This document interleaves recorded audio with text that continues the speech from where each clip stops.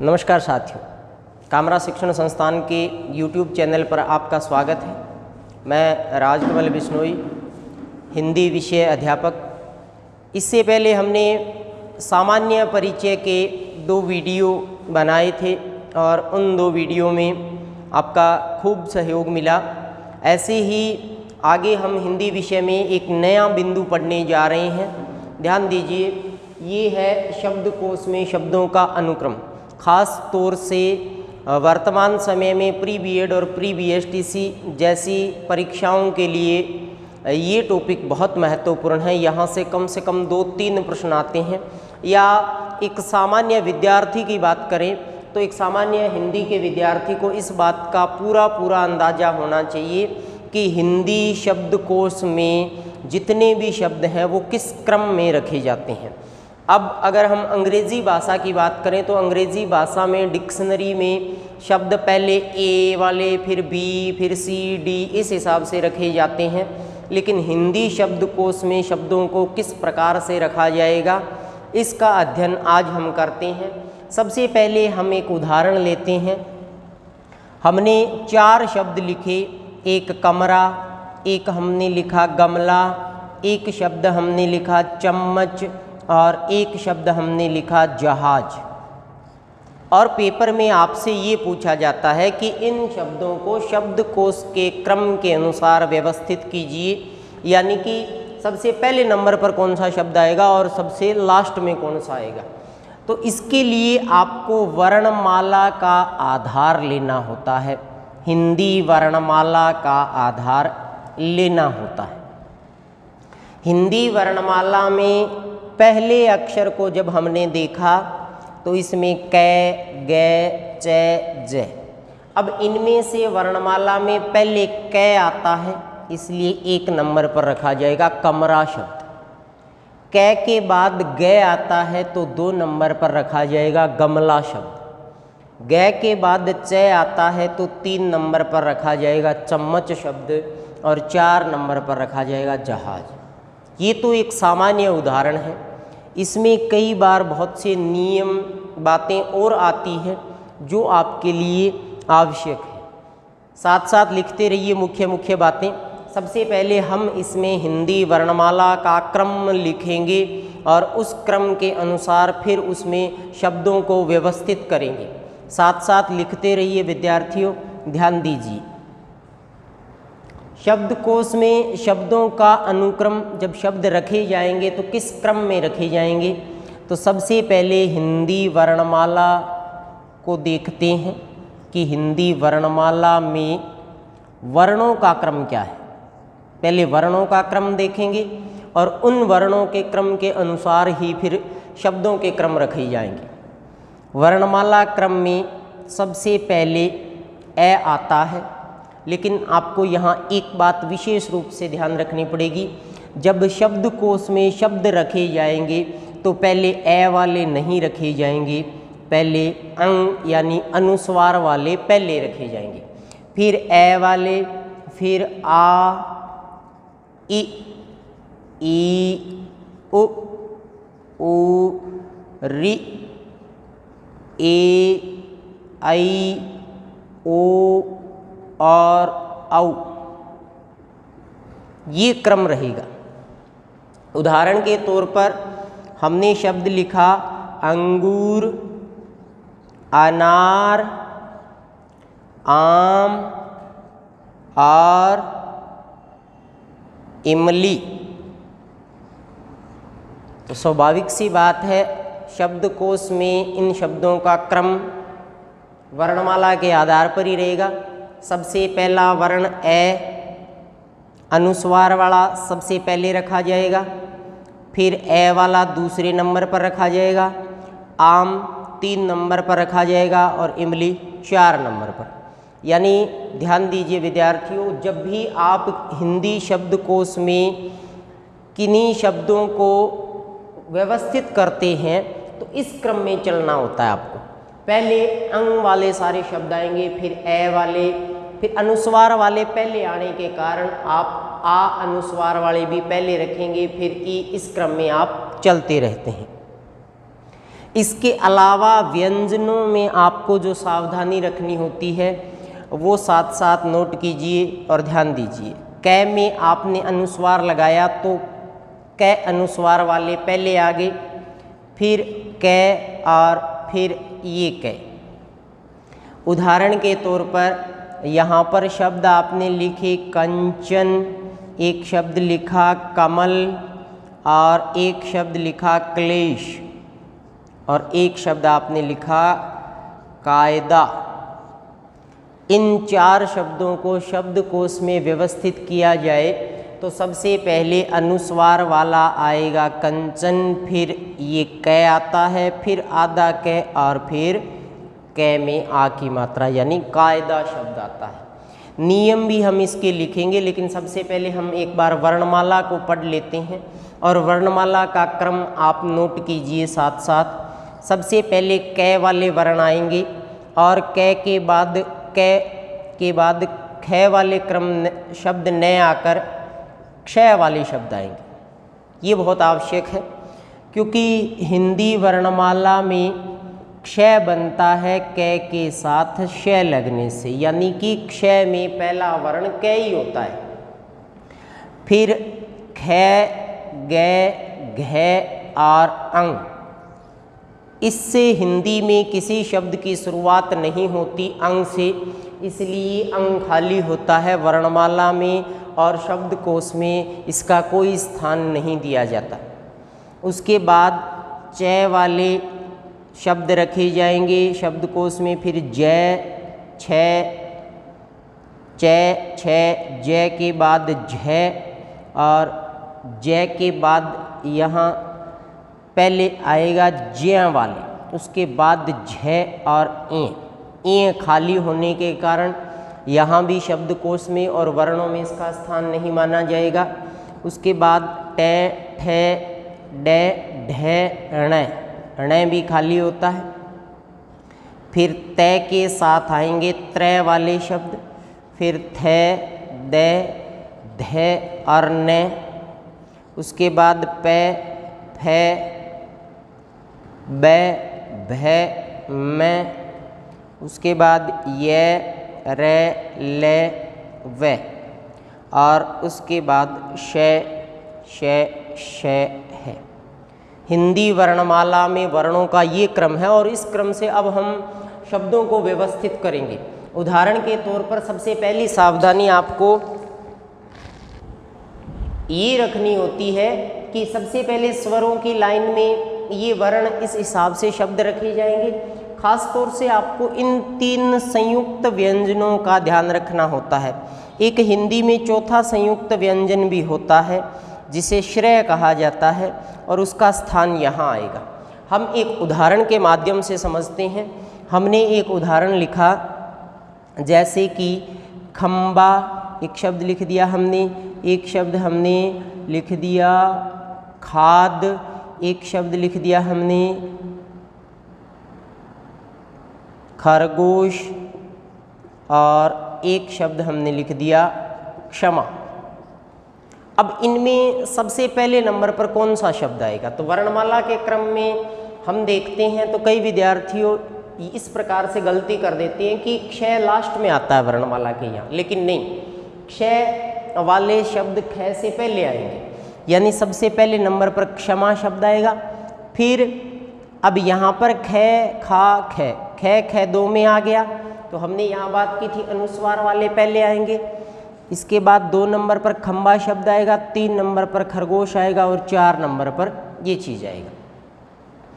वर्णमाला के इस क्रम के अलावा आपको नियम ध्यान में रखने हैं, जिसमें आप पहला नियम क्या नोट करेंगे, साथ साथ लिखिए। पहले नियम में आप ये लिखेंगे कि शब्दकोश में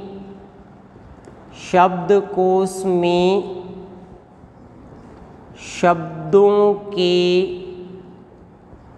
क्रम का आधार, शब्दकोश में शब्दों के क्रम का आधार हिंदी वर्णमाला को लिया जाता है। हिंदी वर्णमाला को लिया जाता है। सबसे पहला आधार हिंदी वर्णमाला को लिया जाएगा और हिंदी वर्णमाला में जैसे आपने उदाहरण के तौर पर एक शब्द लिख दिया उबना, एक शब्द आपने लिख दिया छलना, एक शब्द आपने लिख दिया टलना और एक शब्द आपने लिख दिया तलवार। तो वर्णमाला के क्रम के हिसाब से इनमें सबसे पहले अक्षर को आधार रखा जाता है और उस हिसाब से सबसे पहले ऊ आया 1 नंबर पर, फिर ऊ के बाद सबसे पहले 6 आया 2 नंबर पर इस शब्द को रखा जाएगा, फिर ट आया 3 नंबर पर इस शब्द को रखा जाएगा और 4 नंबर पर तलवार को। जब भी आप शब्दों को शब्दकोश में व्यवस्थित करने की बात करते हैं तब आपको सबसे पहले आधार हिंदी वर्णमाला का लेना होता है, जिसमें आपको इस क्रम में अक्षर शब्द रखने होते हैं। उसके बाद जैसे कि उदाहरण के तौर पर यहाँ पर हमने एक शब्द लिख दिया, एक तो लिख दिया कंचन, एक लिख दिया हमने कलम, एक शब्द हमने लिख दिया कलश और एक शब्द हमने लिख दिया कानून।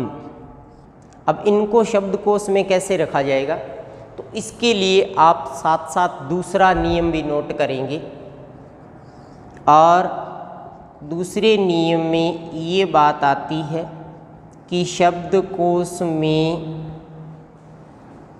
अनुस्वार वाले वर्णों को शब्दकोश में अनुस्वार वाले वर्णों को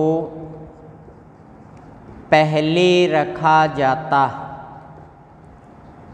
अनुस्वार वाले वर्णों को पहले रखा जाता है और ये खास तौर से ध्यान रखना, समान शब्दों में ये बात लागू होती है। समान शब्दों में ये बात लागू होती है कि जैसे हमें इन 4 शब्दों को शब्दकोश में व्यवस्थित करना है, तो हमने देखा इसमें भी कै और का ठीक है, कै के बाद का आता है तो का सबसे लास्ट में आएगा, लेकिन इनमें तीनों में समान आ गया।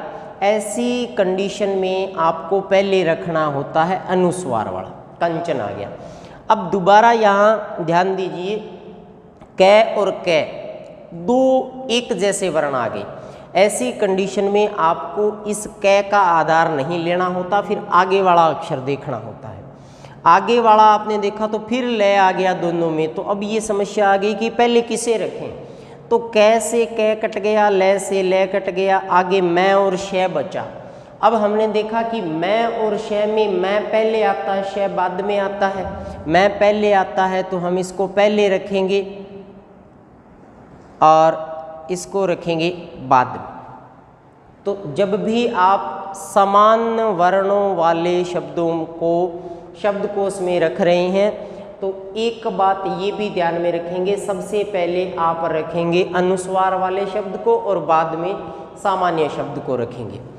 उसके बाद एक ऐसा भी प्रश्न आता है, जैसे आपने लिख दिया एक तो शब्द गगन शब्द लिख दिया, एक शब्द आपने गायक लिख दिया, एक शब्द आपने ग्वाला लिख दिया और एक शब्द आपने गेंद लिख दिया। तो ऐसी कंडीशन में आप सबसे पहले वर्ण को देखेंगे और गे, गा, गी, गी, गे तो बाद में आएगा। ऐसी कंडीशन में आप एक चीज़ और ध्यान में रखेंगे कि हमेशा आप पहले रखेंगे स्वर युक्त व्यंजन पहले तथा स्वर रहित व्यंजन बाद में रखे जाते हैं। स्वर रहित व्यंजन बाद में रखे जाते हैं। देखो, स्वर युक्त व्यंजन पहले। अब ग इसमें भी है, इसमें भी है, यानी एक में ग आधा है, स्वर रहित है, एक में ग पूरा है, स्वर युक्त है। पहले आप रखेंगे स्वर युक्त को, जो पूरा है। उसके बाद आप रखेंगे स्वर रहित को जो आधा है। उसके बाद ग के बाद गा आता है, तो 3 नंबर पर आप गायक शब्द को रखेंगे और 4 नंबर पर आप गेंद शब्द को रखेंगे। दोबारा दोहरान करते हैं। सबसे पहले ध्यान दीजिए, जब भी हिंदी शब्दकोश में शब्दों को रखा जाएगा तो उनके पहले वर्ण का आधार लिया जाएगा और पहले वर्ण का आधार हिंदी वर्णमाला का लिया जाएगा, यानी इस क्रम में सभी वर्ण रखे जाएंगे और इनसे बनने वाले शब्द रखे जाएंगे। अब क्या होता है कि जब आप इनसे बने शब्द शब्दकोश में रख रहे हैं तो आपके सामने 3 विशेष रूप से समस्याएं आती है, जिसके बारे में आपको ध्यान में रखना है। पहली विशेष बात ये ध्यान में रखनी है कि आपको चलना तो वर्णमाला के क्रम से ही है, लेकिन अगर समान शब्द आ जाए, एक जैसे शब्द आ जाए, हमने यहाँ दोबारा लिखा है, उदाहरण के तौर पर हमने यहाँ पर लिख दिया अंक शब्द लिख दिया, एक शब्द हमने अकल लिख दिया, एक शब्द हमने असमान लिख दिया और एक शब्द हमने अलका लिख दिया। अब आप किस शब्द को पहले क्रम में रखेंगे और किस शब्द को अंतिम क्रम में, इसके लिए आपको सबसे पहले वर्ण का आधार लेना होगा। और जब हमने पहले वर्ण को देखा तो सभी में ए और अंग है। ऐसी समान शब्दों वाली कंडीशन में आप पहले उस शब्द को रखेंगे जिसमें अनुस्वार है, अंक लिख दिया। अब तीनों में ए एक जैसा आ गया, तो जहाँ पर समान एक जैसे वर्ण आ जाए वहाँ पर उस वर्ण के बाद वाले वर्ण को आधार रखा जाता है। तीनों में ए आ गए, तीनों कट गए।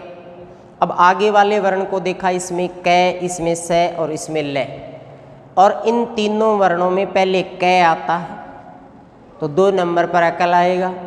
से और ले में पहले ले आता है, 3 नंबर पर अलका आएगा और 4 नंबर पर असमान आएगा। ये आपको इस नियम में सावधानी रखनी होती है। फिर कई बार कुछ शब्द ऐसे होते हैं जिनमें आधे वर्ण, जिन्हें हम स्वर रहित कहते हैं, उनका भी प्रयोग होता है।